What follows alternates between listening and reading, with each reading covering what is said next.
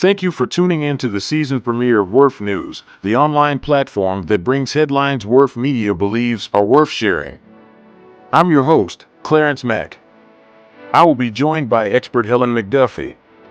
Together, we will unpack the latest developments in celebrity courtrooms. Over the past few years, America's passion for courtroom dramas has reached a fever pitch. From celebrities in the hot seat to former presidents facing legal fire to billion-dollar corporations battling independent creators. In this episode, we take you inside one of Hollywood's high-stakes legal showdowns, the battle between an entertainment behemoth and an independent writer, producer, singer, and fierce advocate for creative equality.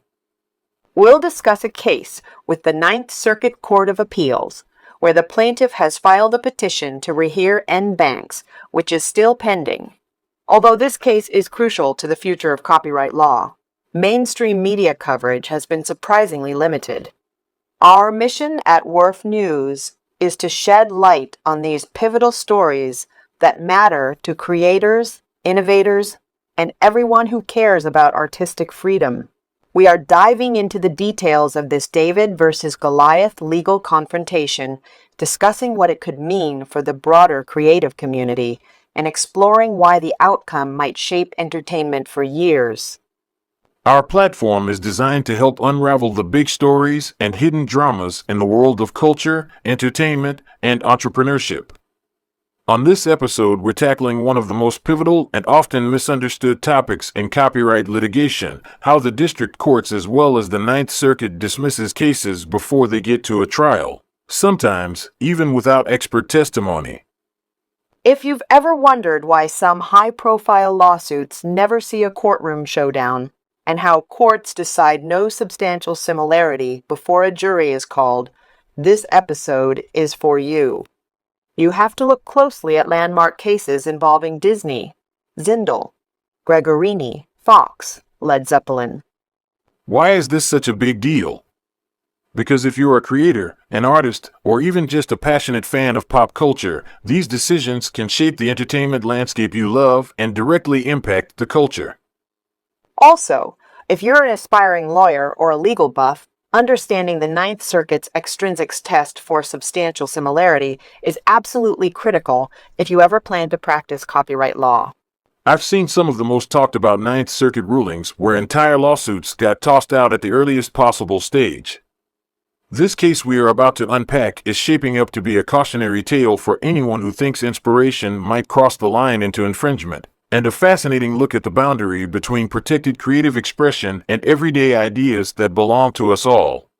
Our focus is on Nicci Gilbert Daniels, an accomplished writer, producer, and singer who filed a complaint back in January 2022, alleging that Lionsgate's hit series P-Valley infringed on her stage musical, Soul Kitten's Cabaret.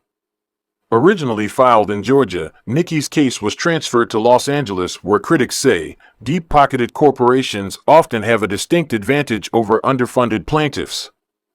In a series of court maneuvers, Nicci believes she was denied the ability to use critical evidence, sworn depositions, including 57 side-by-side video comparisons. Ultimately, District Judge Stephen Wilson dismissed her claims for lack of substantial similarity and awarded a hefty six-figure judgment to the defense.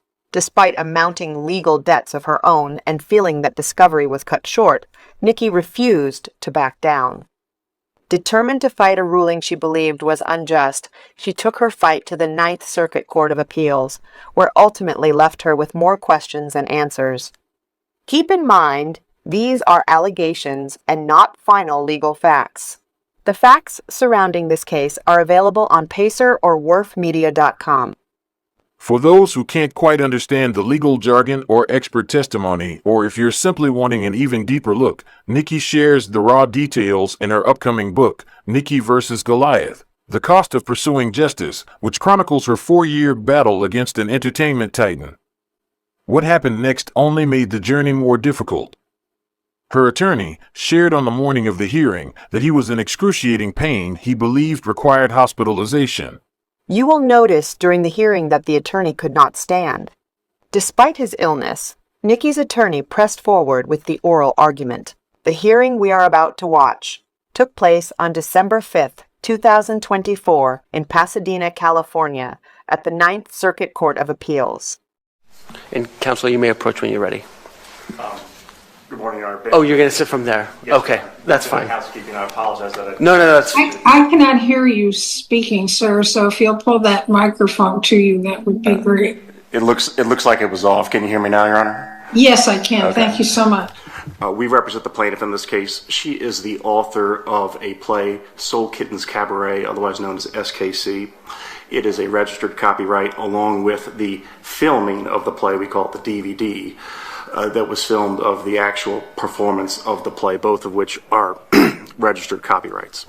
We allege in this case that the defendants wrote and produced the television show P-Valley, which is at every single elementary level of the Ninth Circuit substantial similarity test, basically a ripoff of plaintiff's work.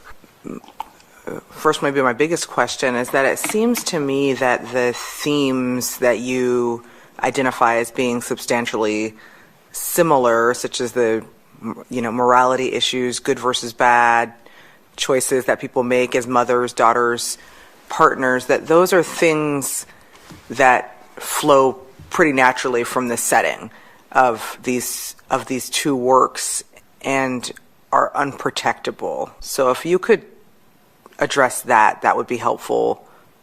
Our expert, Mr. Rob Aft, is, as the district court noted, no doubt extensively experienced in reading thousands of scripts. That's what he does. He reviewed a lot of the films, most of the films in this, let's call it a niche subgenre, and he was able to do exactly what you say, to separate what is and what is not protectable. But even over and above that, there's an important analysis, the selection and arrangement test, otherwise known as the Metcalfe test.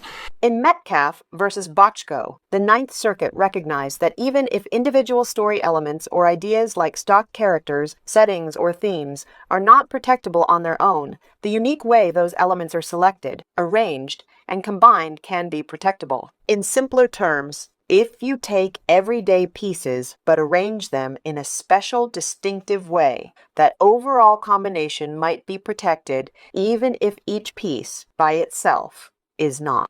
So the key takeaway of the Metcalfe test for substantial similarity is that courts must look beyond individual or unprotectable elements to see if the creator's specific selection and arrangements rises to the level of protectable expression. Yes, this is a Ninth Circuit precedent, so this should have been considered in the light most favorable to the plaintiff. But let's continue watching. I'd like to talk about the Metcalfe test briefly because there's this insinuation from the district court that it is either a dying doctrine or something that's hyper narrow. The district court gave, I think, short shrift to the Metcalfe test only to say these are the issues or these are the facts that were at issue at Metcalfe, and a conclusory statement with no analysis to say our facts don't come anywhere near to meeting the similarities in Metcalfe at the selection and arrangement test. First of all, the two most recent cases in the Ninth Circuit that address Metcalfe are an endorsement of Metcalfe. You've got the Alford case, the Pirates of the Caribbean case, and there the court, the Ninth Circuit, stated that an expert might indeed be helpful in separating what might be a mere pirate trope from the rest of the film. That was at a motion to dismiss stage, I remember. It wasn't a motion to dismiss stage, but nevertheless, it talked about the importance of why expert testimony might be important. It was Judge Pays who wrote that opinion. I believe you clerked for him, Your Honor, and it was that's one where, at the oral argument, he quizzed the appellant and asked, does this mean that we're going to have an expert in every case? And the appellant in that case said, no, but you do in this one. Senior Judge Paez of the Ninth Circuit Court of Appeals has consistently emphasized the importance of expert testimony in legal proceedings, particularly in complex cases. He advocates for a thorough and fair evaluation of such testimony, cautioning against its unwarranted exclusion. A lot of the elements we're talking about here are unprotectable elements that are sort of generic to pirate stories. You have pirates who like Miss Lloyd, how do we know what's generic to pirate movies? Well, I think that in this I can't say that I'm schooled in the history and lore of pirateerism or whatever you want to call, whatever it might be called. How do you know? how do you know what's generic or scenes l'affaire? Scenes affair. In the fair, How does one know that? So you can say, as a matter of law, there is no infringement here. I mean, that's what I have a hard time figuring out. I understand that, Your Honor. So, Judge Pius also highlighted that challenges to the reliability of expert testimony should typically be addressed through cross-examination during trial rather than outright exclusion. He emphasized that excluding expert reports in their entirety, especially when they offer relevant opinions with sufficient foundation, exceeds the court's limited gatekeeping function. Judge Paez's perspective strongly supports the admissibility of expert testimony when it is grounded in appropriate methodology and relevance. So I have a question here because we are examining the exclusion of the expert for abuse of discretion, Yes. correct? Yes, that's the standard. And there are cases such as Rice, which have upheld the exclusion of expert testimony, particularly where, as in this case, it basically restates the things that were already offered by your client. Rice versus Fox. Magician Robert Rice sued Fox Broadcasting, claiming their TV special revealing magic copied his copyrighted video, The Mystery Magician. To strengthen his case, Rice relied on an expert who argued that both works were similar because they featured a masked magician revealing tricks. However, the judge threw out the expert's report, saying it didn't prove the character or tricks were unique enough to be protected by copyright. Rice's case fell apart without this critical expert testimony, as the court ruled that generic elements like a magician in standard attire performing common tricks couldn't be copyrighted. This decision hurt Rice's claim significantly and ended the case in Fox's favor. Once again, you have a well-funded corporation winning a court battle over an underfunded plaintiff, and most expert reports can run into the tens of thousands, so throwing them out doesn't seem fair. In this case, it basically restates the things that were already offered by your client. And I guess I would appreciate your directly addressing Judge Thomas's question about why some of these tropes are not too generic to be protectable. Sure. Okay, so first of all, the abuse of discretion standard is indeed the applicable standard here. There remains, even post the amendment to Article 702, a liberal thrust towards admissibility. The expert in this case opined that he had studied extensively this genre so that he could separate what might otherwise be perceived as sans-affaire from everything else. Moreover, the expert report goes in, and to address Judge Thomas's question, goes to address the chronology of all the scenes. The appellees will charge that this is just a shotgun approach to a bunch of similarities scattered throughout. It's not the case. Our expert talked about, importantly, that this was in a chronological order, similarity at every one of the relevant elements under the Ninth Circuit's substantial similarity test. This oral hearing highlights the inconsistent treatment of expert testimony in copyright cases. The panel's reliance on Rice versus Fox contrasts with the Ninth Circuit's en banc decision in Skidmore, which stressed the importance of evaluating expert analysis. Rehearing en banc can establish uniform guidance on the admissibility and role of experts in substantial similarity cases. The case could offer an opportunity to create uniformity because it sounds like Judge Graber is convinced that the same thing that happened in Rice should happen in this case. But let's keep listening. But I guess, just to follow up on what my colleagues are saying, there's something that sometimes naturally flows from a chronology as well. If a dancer is going to show up at a city as an ingenue, and then there's a character arc to that, you would expect the arrival first, as you were trying to point out in your briefing, a beginning and a middle and an end. But if it's at a high level of generality, how does that start to fit into a Metcalfe framework where it's very highly specific details that seem to be more of a ripoff as you were describing it earlier? So I would argue that we both meet the test of the regular substantial similarity in addition to the Metcalf test. It's not like Metcalf is just a backup here. After watching the 57 comparisons, I wondered whether a reasonable juror could examine the following list and decide whether it is close enough to the same order and arrangement to pass the Metcalf test. Remember that each description occurs at the beginning, middle, and end of both, and almost the same order, despite one being a 2-hour stage play and the other an 8-episode TV series. In the beginning of both shows, a lean, wiry, shy, new girl carrying a vintage red suitcase arrives by public transportation. She checks into a seedy motel and needs to find work, so she heads to an erotic dance club to audition for talent night. The new girl is a mediocre dancer but hired on the spot. She is not dressed appropriately. The gender-fluid owner points her to a rack, where another employee hands her a skimpy outfit. The modest erotic dancer changes in the bathroom. Other dancers taunt her. So you're modest. The new girl keeps a secret life back home and doesn't disclose her true self initially. The owner is looking for a replacement for a veteran dancer who will no longer work at the club.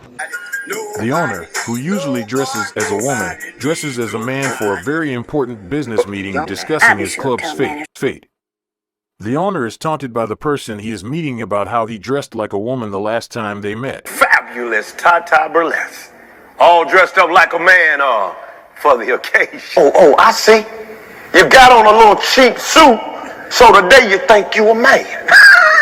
The owner then tells the staff that things must change to keep the business afloat and explains that he is cracking down on employees. An employee lies about why she is late, but the owner comforts her instead of firing her. Love at first sight between a handsome young bartender and starlet as they bond over grandparents in the stockroom. The owner learns antagonist is plotting a takeover of the building so he can have the valuable land for casino development. The following descriptions occur in the middle of both SKC and P Valley. The owner is verbally assaulted and called a Nicci freak by antagonist due to his lifestyle choices. The owner has had to endure homophobia and down-low relationships all his life. The antagonist hires an inside man to help with the club casino takeover. The inside man is reluctant and falls in love with club employee. Each dancer goes through individual crisis fighting poverty while caring for young children. A dancer L decided to leave the club to open a new business. A dancer attends church, paying tithes to heal from demons created by strained relationships with religious parents. New lovers fall out of love because of a gun incident. The owner brings the staff together in a huddle to announce the closing and last night at the club. The owner tells each employee how important they have been to the club. The owner reminds them that this is not the end, but the new beginning. The mood is somber yet positive. The following list of descriptions occurs at the end of both Soul Kittens Cabaret and P Valley. The ex-husband of one of the dancers comes to the club and grabs a co-worker by the neck. Gunfire ensues, and everyone thinks the owner was hit. People dress up for a funeral, but instead of a funeral for the owner, it's for the closing of the club. The entire staff and community are present. The antagonist shows up wearing a fedora and carrying a flask to taunt the owner and his employees after they lost the club. A female employee that no one liked was working undercover and saved the day, ends up owning the club. They celebrate that the owner can continue his business of running an erotic club. As an ordinary observer, I see enough in this list of similarities to go to trial. The similarities here are not just so common that every one of them necessarily flows. Let me give you a couple of examples. There is, and I want to further address in this example how the district court erred in not honoring the rule that the tie ball goes to the non-movement on summary judgment in cases of substantial similarity. In this case, wherever there was an opportunity for him to draw an inference in favor of the non-movement, not only did he choose between A and B, he found a C. Okay? The law says these decisions are supposed to be left to a jury, also known as an ordinary observer, but even with these images, videos, the expert, even witnesses to access Lionsgate may have had to the plaintiff's materials. The courts didn't seem to view this in the light most favorable to the non-movement. The comparisons do suggest there may be a genuine issue of fact that warrants jury deliberation.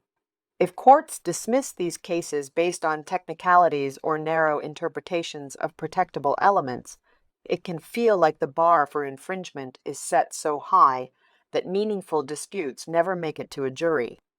This dynamic underscores ongoing debates about fairness and accessibility in copyright litigation. But we aren't the judges, so let's continue to watch and unpack their decision. So, for example, we highlighted three points in our brief, and I'll give you a bonus one here in oral argument. There is, we have in both works, the owner of the club is an African-American LGBTQ person. There's 4 or 5 core dancers, one of whom is the queen bee, and we have the newbie dancer arriving. It's established that this newbie dancer comes to the club carrying nothing but a red vintage suitcase. She's shy about her body. She gets the job. There is the the owner of the club is fending off closure from the local casino. They could have chosen anything other than a casino, but that's the issue that was involved in both works. Judge Wilson here gives short shrift to the casino element in our work, P Valley, saying it was only a minor element. Our expert refutes that. He says, no, the casino element is indeed an important plot arc. And I'm not sure where... Well, why, counsel? I mean, and this goes back to what's being repeated by the expert versus your arguments, but the casino development plot point in P Valley runs through the entire first season. It seems to be a fleeting reference, and it was difficult to surmise where it came from because it wasn't very clear in the briefing. But it seems to be just a passing reference in the play, in the movie. How does it figure prominently in your view in SKC? Because it is a prominent plot line in SKC. The takeover is not minor. And perhaps if you just Control F for the word casino in SKC and see it a couple of times, you think it's a minor plot line. And I think the district court, frankly, just adopted the contention of the appellees. But if you were to actually study both works, to actually watch all of SKC, you'll see that it is indeed a major plot line. But that's, again, another example of how the court just didn't draw the inference to the non-movement. So how many times did the casino...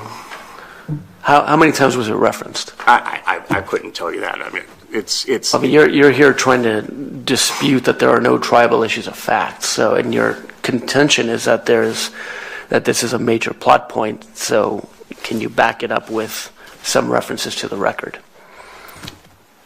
At the moment, not specifically. Okay. I could just tell you that it is woven throughout the entire thing. It is not a fleeting reference. When a stage play briefly references a casino plot perhaps only once or twice, it may seem like a minor detail on the surface. However, in the focused world of theater, even fleeting mentions hold weight, driving the story forward by hinting at themes or issues that unfold within the core dramatic framework. Unlike a TV series, a play has limited time and space, so its storytelling centers on a specific conflict or a small set of characters. As a result, the play may reserve only a few precious lines to highlight the casino storyline, weaving it subtly into the plot without diverting attention away from the main action on stage. In contrast, an episodic television adaptation can explore that same casino premise in far greater detail, turning a single mention into an entire subplot or even multiple episodes. In Soul Kitten's Cabaret, the casino plot was established at the beginning of the play, and it drives the action and intention of the antagonist. His entire role in the story motivated by the casino development. As evidenced in the following clip, the contentious meeting between Tata and Frank establishes the casino plot from the beginning of the play and is the antagonist's driving force. I know why you want this place so bad, Frank Jr. I know about the casinos they're trying to build, and I know how much money this land is worth. A derivative work made into a dramatic TV series like the one Nicci allegedly pitched to Lionsgate would definitely mention the casino multiple times throughout the season. And how else did the district court sort of look at this with a jaundiced eye against your client? Sure. So, for example, the LGBTQ African American club owner, the district court gives a lot of skepticism to that similarity, saying that, well, one is non-binary and one is gender fluid. And are those differences important? Yes, in general.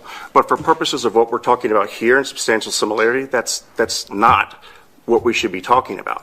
When the district court chides us by saying that, well, we allege that the newbie dancer arrives by a taxi cab in P-Valley, in SKC, and a bus in P-Valley, the district court says, well, you're mischaracterizing the evidence because that's not public transportation.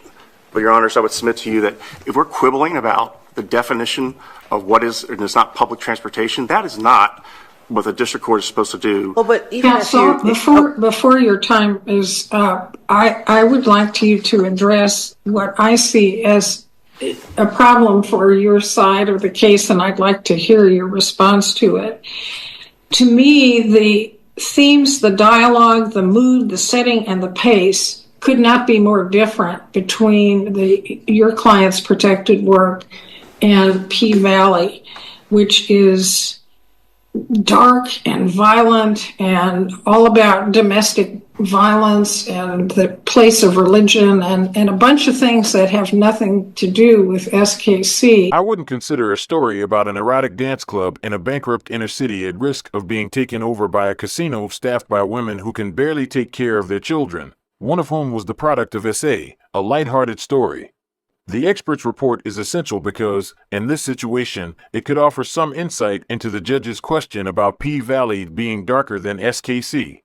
So, just taking a step back, why are these sort of what I view as smaller things sufficient to overcome those huge dissimilarities? I would disagree that they are so strikingly different. I think perhaps the opinion of Judge Wilson says that, but this is again where the judge. We have de novo review, but I'm asking you why my view is wrong. Sure. Well, I'd point again to the expert opinion, which again is not a rubber stamp of just what our client says. They give extensive examples of what is similar. You pointed out religion is the same. Religion is not an important component of P-Valley. That's in the district court's opinion. But then again, that's an inconsistency because in the opinion itself, in the very next sentence after the district court says that religion is not an important feature in SKC, it goes on to say that religion is indeed a feature in SKC. It is internally inconsistent. You don't have to quote the Bible scriptures to me, okay? My mother did that for 18 years of my life. It didn't keep her from tearing me down every chance she got. As you'll see in the following clips, Soul Kitten's Cabaret has themes of addiction, domestic violence, mental wellness, and even gun violence. Your $2 hoe just went up to $2 million. You trying to make a fool out of me? No, I'm not. You trying to take everything I work for? No, I'm not. Please. Let that baby go. There are limitations because we watch the action play out on a stage versus a TV series, where lighting can be more dramatic and stylized. Let me give you one more example. And this typifies the district court's error, okay? There's a scene where the newbie dancer goes to change in the restroom at the beginning of her career in this strip club movie. Changing in the restroom in this kind of modest context is a little bizarre, right? Because it is a strip club. They're in the back with all the girls, okay? The district court does two things. One, he disagrees with our characterization that the character in SKC changed in the bathroom, notwithstanding the fact that in the record there is, quote, I'm a little bit shy about my body. Can you show me where the bathroom is? So of course she's changing in the bathroom in SKC. Then in P-Valley, the district court goes on to say she changed in the bathroom not because she was modest, but because she had to hide a gun and down a bottle of alcohol. By the way, that bottle of alcohol was a miniature. She took 2 sips of it. But in the play, in P-Valley, one of the other dancers says, she's been here a week. What has she got to be ashamed about? Of course, modesty is the issue for both characters in that scene. Yet the district court, instead of choosing between A and B, he went out of his way to find C. a different interpretation, a preconceived notion that these things are dissimilar, which is not supposed to be the focus. He's supposed to be focusing on what we allege are the similarities, taking as true our allegations, and did not give on summary judgment the non-movement, the inference that we deserve. You're running into your rebuttal time. Let me see if my colleagues have any other questions before. No, not now. Okay. Not right now. We'll Thank give you a little bit of extra time for rebuttal. Thank you. Okay. I have to say, despite the plaintiff's counsel being in excruciating pain, he did a great job of sticking to the facts and bringing it back to the expert report, and how the district court abused its discretion by striking the expert and not considering the evidence in the light most favorable to the non-movement.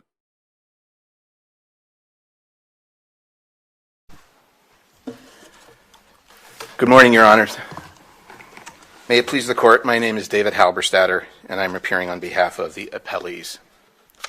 Your Honor, just because appellant and appellees disagree about the accuracy, the validity, or the significance of appellant's comparisons of the works does not mean a material factual dispute over substantial similarity exists. In fact, if that were the case, summary judgment would never be appropriate on substantial similarity grounds because the adverse parties always disagree about the claimed similarities. Rather, it's the works themselves that control, not what the parties say about those works. And it is the objective evaluation of the works using the extrinsic test that determines whether a reasonable jury could or could not find the works to be substantially similar in protected expression. The district court engaged in that objective evaluation. It reviewed the works, it carefully identified the elements of plot, theme, dialogue, mood, setting, pace, and characters that were unprotectable. It filtered those elements out of the analysis. The district court then compared what was left, the protectable expression in the works. The court found that a number of the 57 purported similarities that appellant identified were actually not based on any of the 3 Soul Kittens Cabaret works that were in issue. By appellee's count, there were at least 10 of those. The district court found that a significant number of the remaining similarities were the result of appellant's mischaracterizations of one work or the other or both. By our count, there were at least 10 or 11 of those as well. This statement by the defense could be considered mischaracterization. The materials referenced in the appellant's comparisons were included in the declaration of facts submitted to the court. The assertion that they were not properly cited or included is factually inaccurate. Copyright protection attaches to a work automatically upon its creation and fixation in a tangible medium of expression. The Copyright Office registration is not required for the work to be protected. Registration of materials with the Writers Guild is evidence of authorship and creation date, which can be used to establish copyright ownership in court.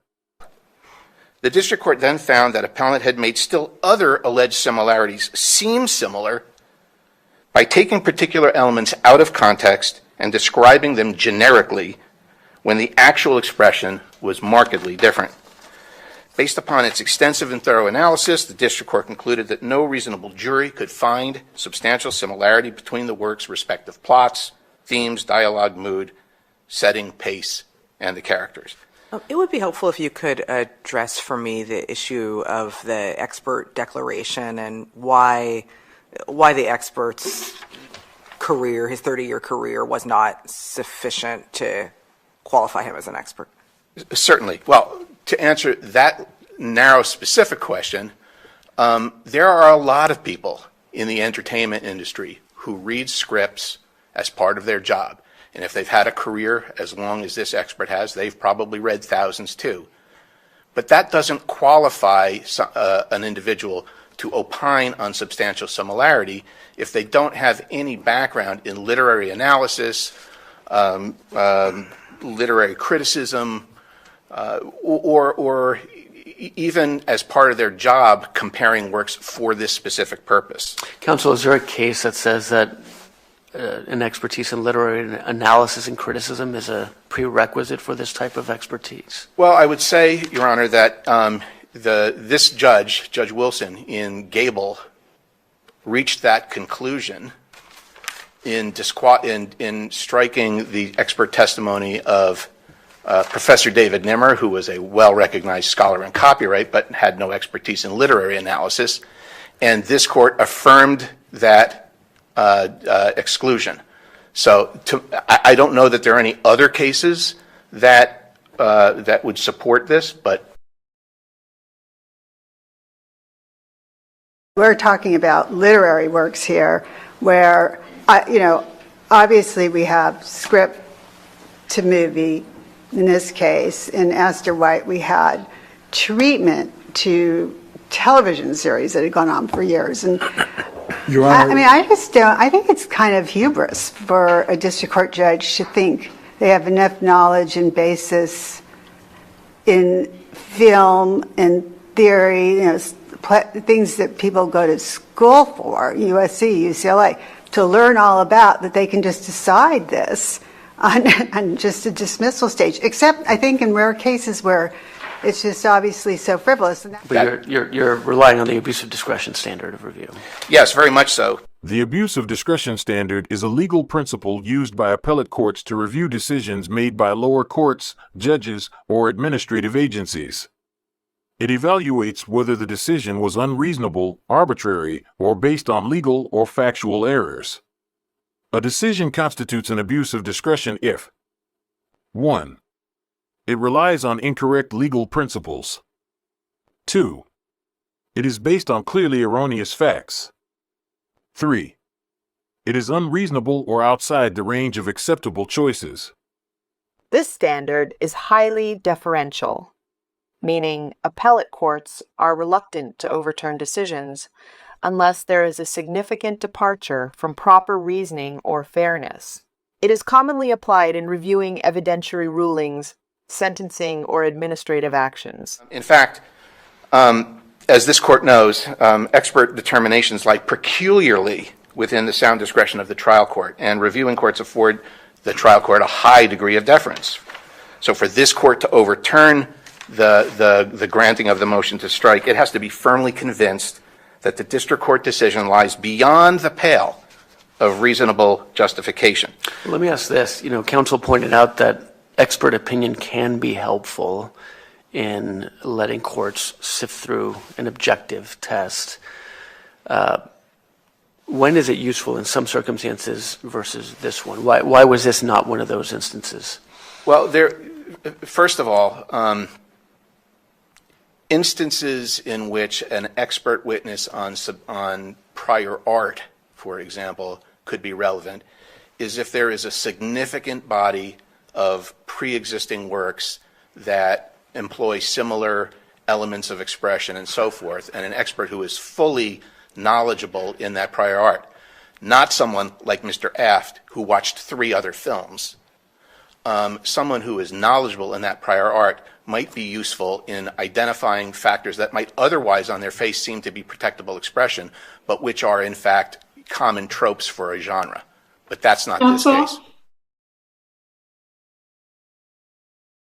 If a judge can't do a comparison on the paper that he or she has, then, and because there has to be expert testimony, then it's kind of a nice way of saying all these cases are going to have to go to trial. well, not necessarily, although we think this case should go to trial, because on summary judgment, we can bring in evidence of experts, and we can at least hope that the district court will consider. In this case, the district judge made the decision, much as in Esther White, as you will read the concurrence says, without even an argument by the lawyers. So the judge doesn't simply decide the facts, and this is a fact question. Substantial similarity is a fact question on this court's law. And the judge decides the case, doesn't hear from experts, doesn't want to hear from jurors, doesn't even want to hear from the lawyers. Just simply makes a decision in chambers about something that's as sensitive and delicate as literary equivalence. What rule? I mean, we don't. So it's only recently that we have this situation with district court judges sitting in their chambers with no expertise or knowledge of the film industry whatsoever, not even having the benefit of argument from counsel, and deciding things on a 12B6 motion when the standard is plausibility. Should we develop a rule that simply should not occur? We should prohibit dismissals based on substantial similarity under those circumstances. I mean, there has to be. I mean, I look at this case and I look, at Astor White, and there must be some cases that are just so frivolous that they deserve to be dismissed at the 12B6 stage for failure to plausibly state a claim. But then there's others where it begins to get grayer. And I'm just seeing district courts just disposing of cases on the easiest ground available. And I think it's troubling me, but I don't know what rule is the right rule to have. I mean, Nimmer says, and I've always agreed, that even on grants of summary judgment should be extremely rare in this kind of a case. So grants of summary judgment are, a much higher standard that you have to meet than just plausibly stating a claim. That aspect of this case, counsel, really troubles me. I do not want to encourage district court judges to do this. That's not counsel, this case. What if we were to disagree with you about the ruling concerning the plaintiff's expert? What would be the result of that? Would we have to remand, or would we simply consider the expert's declaration as part of our de novo analysis of substantial similarity? Thank you, Your Honor. I do not believe that well, first of all, let me say that before responding to that question, and I will, it does not matter whether any of the members of this panel, had they been sitting at the district court level, would have ruled differently. That's not the test. The test is whether or not the judge. My question is a different question. I want you to assume, for the sake of my question, that we think the district court was wrong. Then what? I do not believe it would be necessary to remand. I think that this court, reviewing the record de novo, has the report as part of the record, and it could review the report and accord it what weight this panel thinks it is due. But if we look at what the plaintiff's expert testified to, he testified to a similarity in the fact that there were cords that were broken. He admitted, and our expert showed, and the he may have been the worst expert in the world, but he did testify that that Led Zeppelin's song infringed the deposit copy, did he not? He was comparing it to the deposit copy. On the motion for summary judgment, he compared it to the studio recording. Right, but at trial, which is what we don't care about, denied motions for summary judgment, we don't review them. Right. At trial, he testified that it infringed the deposit copy. He may have been the least believable expert in the world. He may have, but we can't reject his testimony because he was impeached, can we? Isn't that for the jury?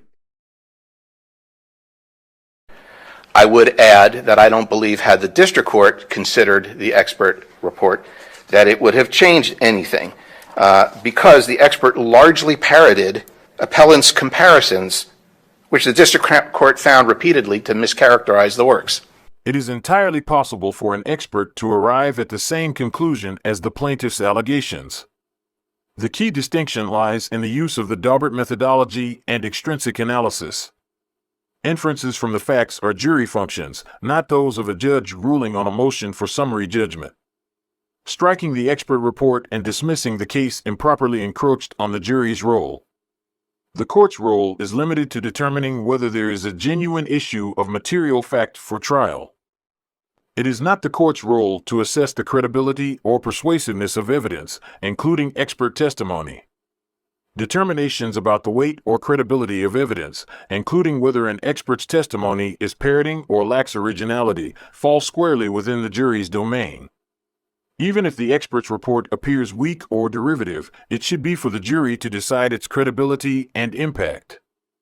Striking the expert report for parroting improperly required the court to assess the credibility and substance of the expert's conclusions, a function reserved for the jury. Even if the expert report was not compelling, it raised a genuine issue of material fact sufficient to survive summary judgment. The court should have allowed the jury to weigh the expert's testimony against the other evidence, rather than preemptively dismissing it. Have I answered Your Honor's question? Yes, thank you. Thank you. So, there are a couple of things that I wish to stress.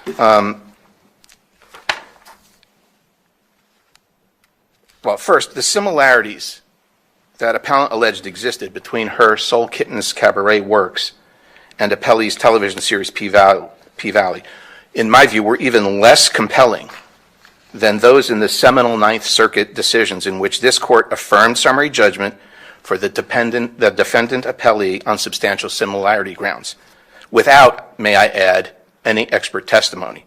Those other cases include Litchfield versus Spielberg, Burkitch versus Crichton, Kauf versus Walt Disney, Funky Films versus Time Warner, Benet versus Warner Brothers, and Gable versus National Broadcasting Company, and many others. In all of those cases, the court reviewed the works themselves, just as the district court had done, and without expert testimony, it consistently found, just as the district court found in this case, that many of the comparisons made in those cases involved unprotectable ideas, stock elements, stock characters, that the claimed similarities mischaracterized one or the other of the works, such as the works were not actually similar in their protected expression, and that any remaining elements were nothing more than random similarities scattered throughout the works and or different expression of common unprotected ideas and themes. In my view, the significance of appellant's completely false comparisons cannot be understated. Appellees pointed out in their answering brief that at least 10 of appellant's claimed similarities between SKC and P-Valley were not based on SKC. Rather, they were based on a different work by the appellant, a TV pilot script called Curtains, which may have been based upon Soul Kittens Cabaret, but it is not a registered work and it was not a subject of appellant's infringement claims. The defense attorney's statement that some materials were not copyrighted is legally incorrect. As soon as appellant fixed the materials in a tangible form, they were protected under federal law. Correct. And by dismissing comparisons based on an erroneous assumption about copyright status, the panel improperly filtered out evidence that should have been considered in the substantial similarity analysis.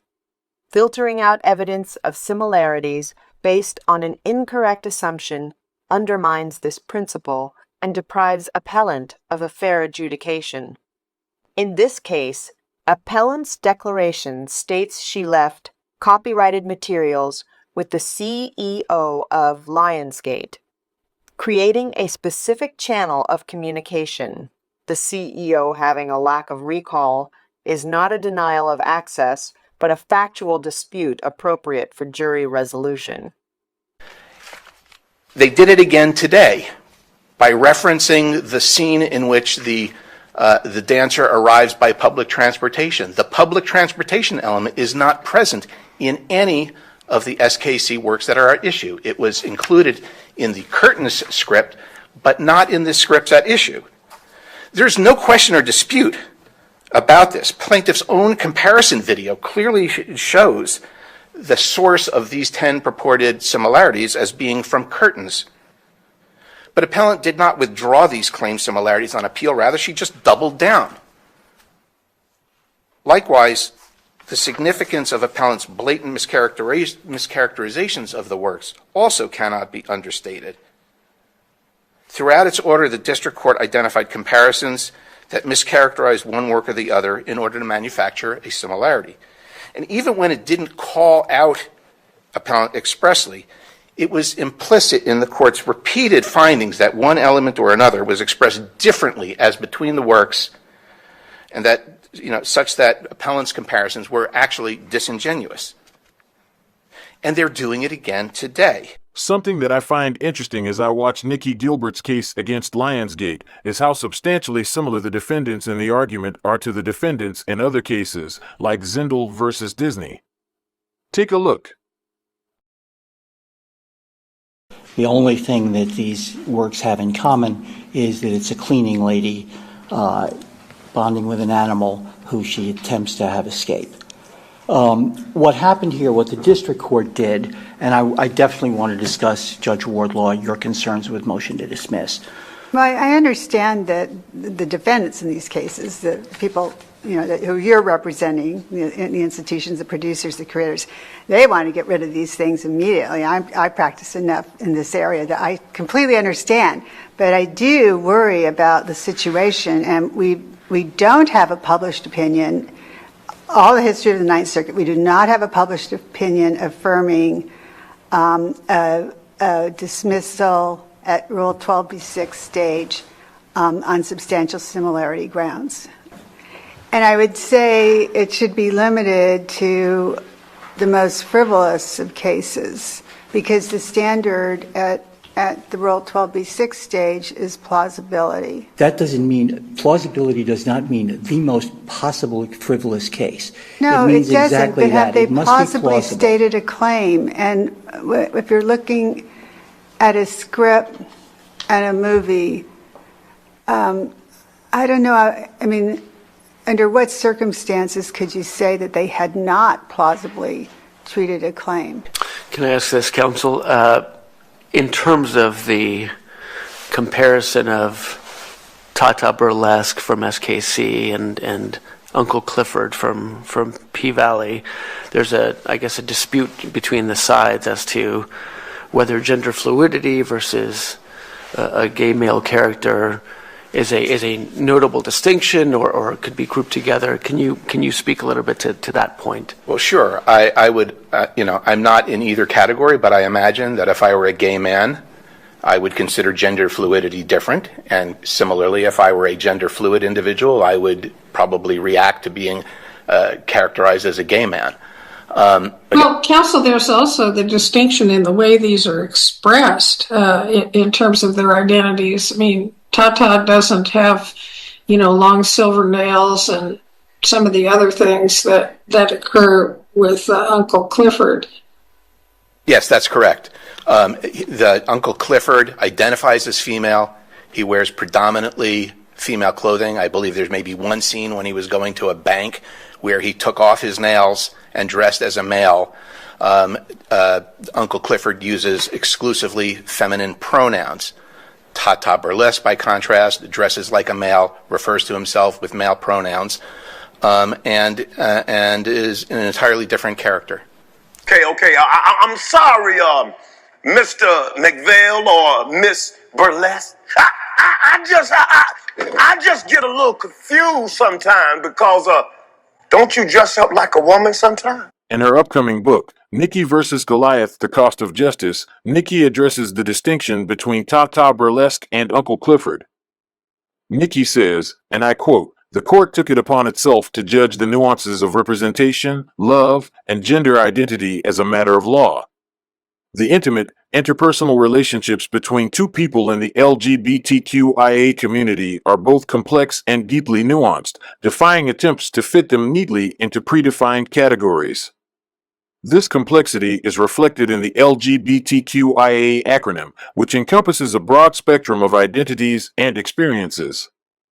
It is not a definitive explanation of what love and gender identity are, but rather a testament to the diversity of human connection. For the judges in my case to take it upon themselves to determine that substantial similarity did not exist between my character Tata, which is French for anti-burlesque, and Uncle Clifford from P-Valley, by deciding, as a matter of law, that the distinctions boiled down to superficial details like nail length, hair color, or the amount of makeup and liquid liner worn, was a gross oversimplification of complex narratives. Their ruling failed to account for the layered originality and depth of the characters and dismissed the lived realities that these characters sought to amplify."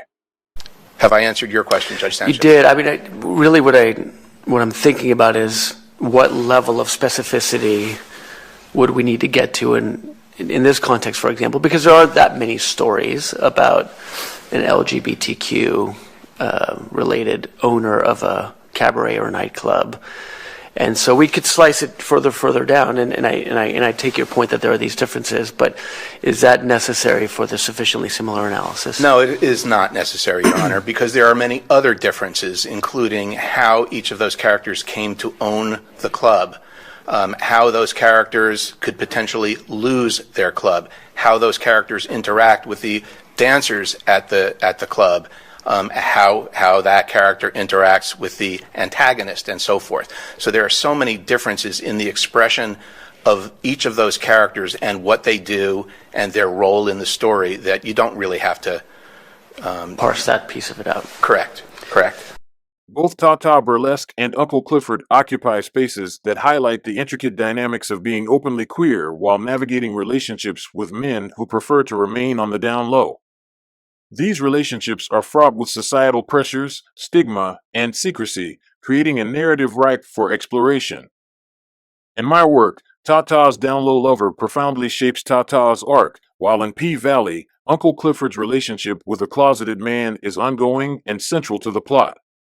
These differences in resolution are not a matter of whether one is more gay or authentic than the other. They are creative choices that reflect the spectrum of experiences within LGBTQIA communities. Reducing these rich narratives to questions of nail length or hair color erases the cultural and emotional weight of the characters they represent.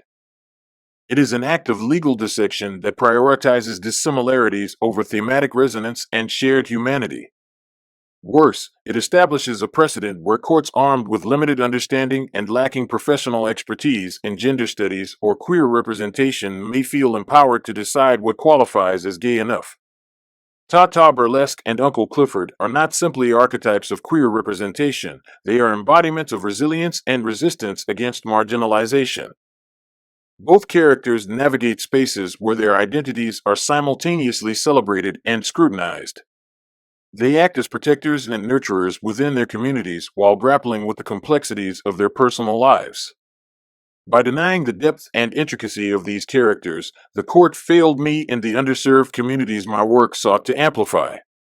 The fact that both men are black, gay, run an erotic club that caters to straight men makes them both rare and substantially similar.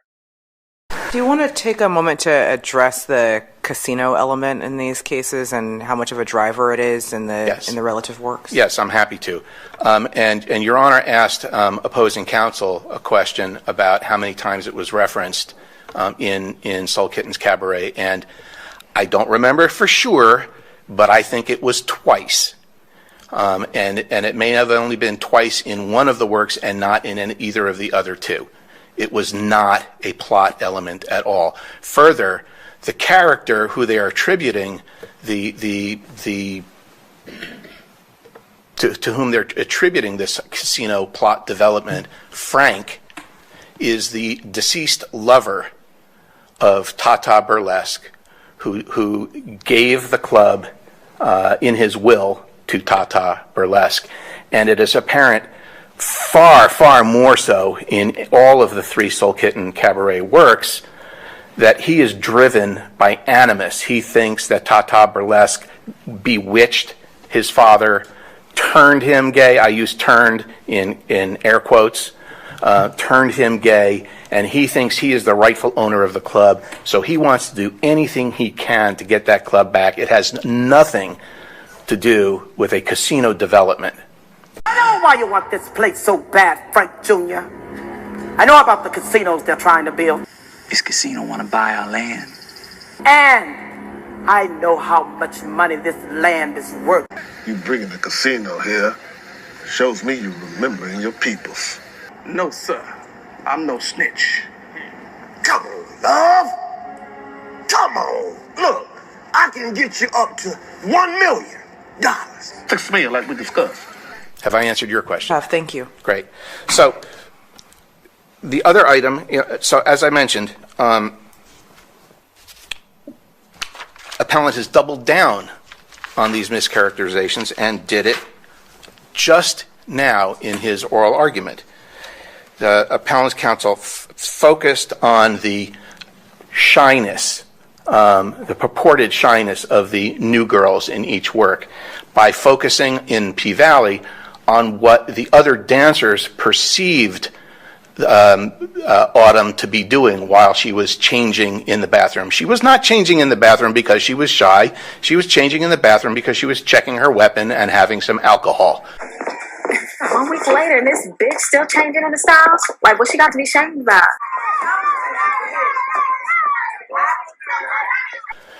The other dancers obviously didn't know that because she was changing in the bathroom. And so they wondered why, how could she be, ashamed of her body at this stage? But it's not the same as Brandy in Salt Kitten's Cabaret, who was genuinely shy about her body and was changing in the bathroom because she was shy about it. That was a perfect example of how appellant had mischaracterized what one work or the other to make them seem similar when they were not.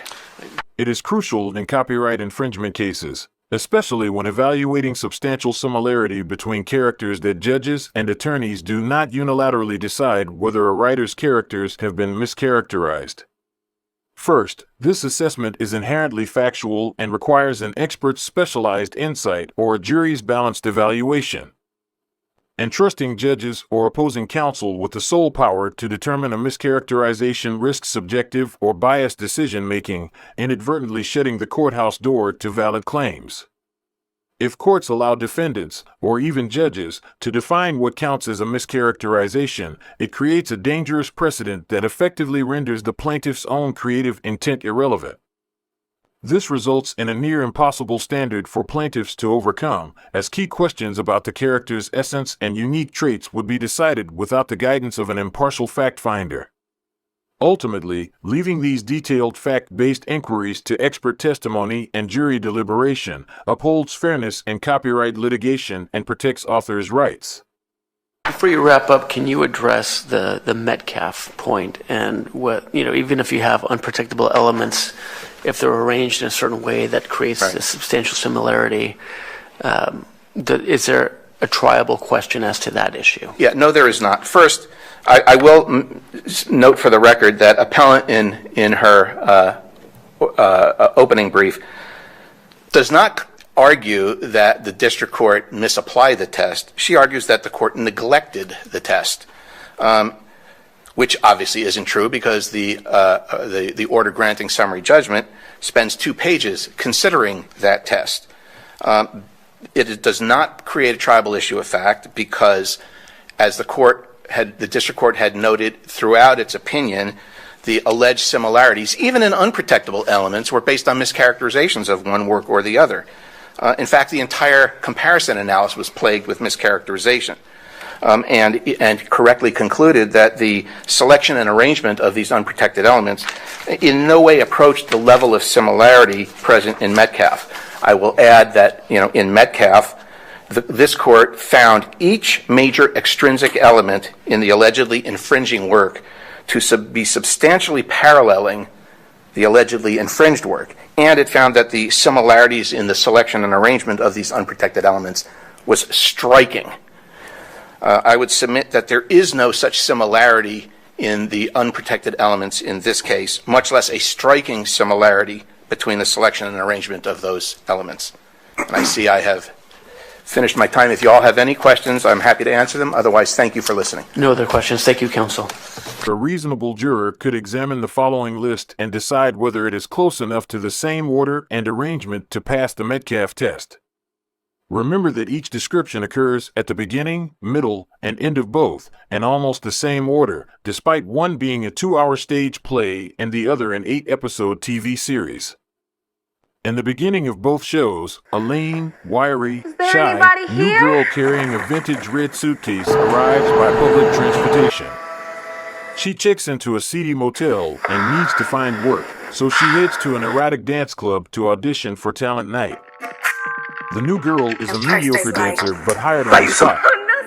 She is not dressed appropriately. The gender-fluid owner points her to a rack, where another employee hands her a skimpy outfit. The modest erotic dancer changes in the bathroom. Other dancers taunt her. So you're modest. The new girl keeps a secret life back home and doesn't disclose her true self initially. The owner is looking for a replacement for a veteran dancer who will no longer work at the club. The owner, who usually dresses as a woman, dresses as a man for a very important business meeting discussing his club's fate. The owner then tells the staff that things must change to keep the business afloat and explains that he is cracking down on employees. An employee lies about why she is late, but the owner comforts her instead of firing her. Love at first sight between a handsome young bartender and starlet as they bond over grandparents in the stockroom. The owner learns antagonist is plotting a takeover of the building so he can have the valuable land for casino development. The following descriptions occur in the middle of both SKC and P Valley. The owner is verbally assaulted and called a Nicci freak by antagonist due to his lifestyle choices. The owner has had to endure homophobia and down-low relationships all his life. The antagonist hires an inside man to help with the club casino takeover. The inside man is reluctant and falls in love with club employee. Each dancer goes through individual crisis fighting poverty while caring for young children. A dancer L decided to leave the club to open a new business. A dancer attends church, paying tithes to heal from demons created by strained relationships with religious parents. New lovers fall out of love because of a gun incident. The owner brings the staff together in a huddle to announce the closing and last night at the club. The owner tells each employee how important they have been to the club. The owner reminds them that this is not the end, but the new beginning. The mood is somber yet positive. The following list of descriptions occurs at the end of both Soul Kittens Cabaret and P Valley. The ex-husband of one of the dancers comes to the club and grabs a co-worker by the neck. Gunfire ensues, and everyone thinks the owner was hit. People dress up for a funeral, but instead of a funeral for the owner, it's for the closing of the club. The entire staff and community are present. The antagonist shows up wearing a fedora and carrying a flask to taunt the owner and his employees after they lost the club. A female employee that no one liked was working undercover and saved the day, ends up owning the club. They celebrate that the owner can continue his business of running an erotic club. And we can add 2 minutes for rebuttal. Thank you, Your Honor. Let me jump right into this. There was much talk about mischaracterization, which is really kind of hard to hear because it's just untrue. And you have to look no further than the record itself. Let's take that bathroom example where counsel said that we mischaracterized the record, and so did the district court. Go ahead and look at 2 ER 171 and 2 ER 216. If we're parsing out whether the characters were modest and shy about their bodies, and that's the reason for them going to the bathroom to change in the back quarters of a strip club, look for yourself. But this tripartite disagreement between appellees, appellees, and the district court, that crystallizes how we have differing interpretations of what both works meant at the time. That is the province of the jury that the district court in this case violated. Okay? Let me speak to the expert issue. We cited a law review article that was an empirical study on substantial similarity analyses, and it says it is folly to expect judges to be familiar with and understand the nuances of any given field, including those such as literature that we often falsely imply are not as complicated as computer software architecture or others. Look at the Hanagami case. This is a Judge Wilson case that was reversed by Judge Pays just a month before our case was rendered. In Hanagami, Judge Wilson gave short shrift to the complexity of the dance and also to the length of the work at issue relative to the work as a whole. The Ninth Circuit reversed and said that's not the analysis. You have to look further at the elements. Just because it's too short and too simple in your mind, that's a judgment call. This is something where expert testimony might be helpful, and that's what the district court said. When I was growing up listening to rap music, my parents would say, "Why are you listening to that? Every song sounds the exact same thing." And I would retort to my dad and say, "Well, all the country music you listen to sounds exactly the same." And his response would be something along the lines of, "Well, are you talking about country or are you talking about Western?" And this goes to show that you just viewing things from a wide circle and not being familiar with the works themselves. I think district courts, and Judge Wilson in particular in this case, assumed too much to think that he had the requisite expertise to view the substantial similarity in this analysis. The estate of Paul Zindel sued Fox Searchlight and director Guillermo del Toro, alleging The Shape of Water infringed on Zindel's play Let Me Hear You Whisper. A district court dismissed the case, ruling there was no substantial similarity. Former Ninth Circuit Judge Alex Kaczynski then joined the Zindel estate and successfully appealed. Take a look at his closing argument, which mirrors that of the plaintiff in this case. Dismissal of a complaint for lack of substantial similarity before any discovery is virtually unheard of. Indeed, this court has never affirmed the dismissal of a case alleging infringement of a literary work without discovery in a published opinion. That's not me speaking. This is from a concurrence in a decision by this court last year, reversing the very same district judge who dismissed the case here. It suggests why it is not only unwise, but even a denial of due process to deny a plaintiff the opportunity to present evidence.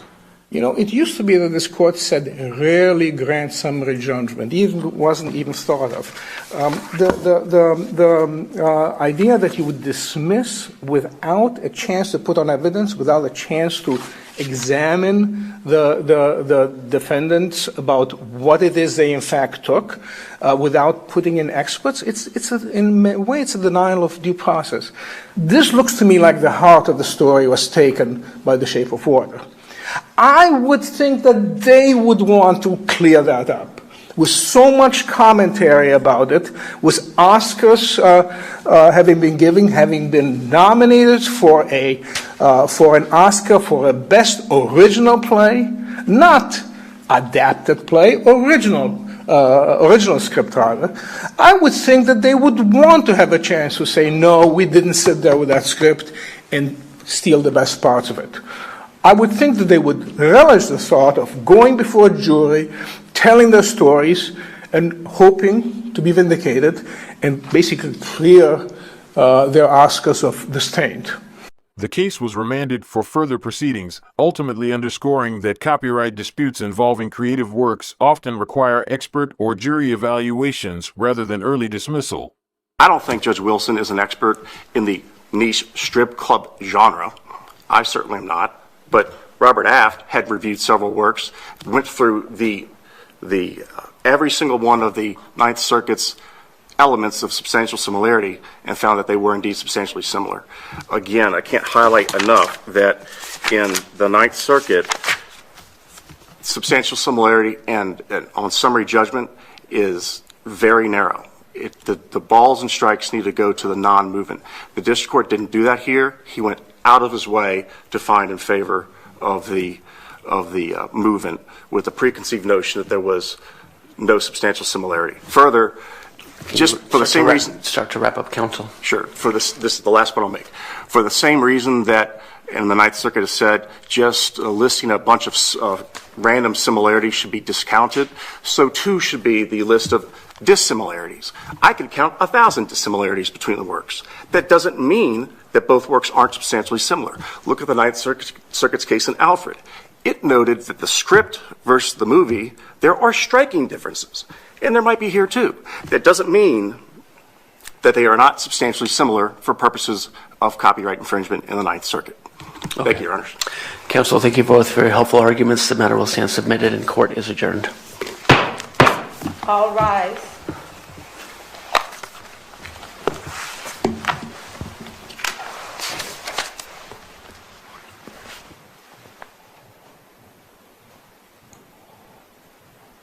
This court for this session stands adjourned. 10 days later, on December 16th, just 9 days before the Christmas holiday, the panel affirmed the district court's summary judgment motion, ruling her case would not proceed to trial. In addition to questions of due process, this ruling by the appeals court conflicts with recent rulings concerning expert testimony, which means this could signal the need for more clarity with the courts. The case involves alleged copyright infringement between Gilbert Daniels' Soul Kittens Cabaret and the television show P-Valley.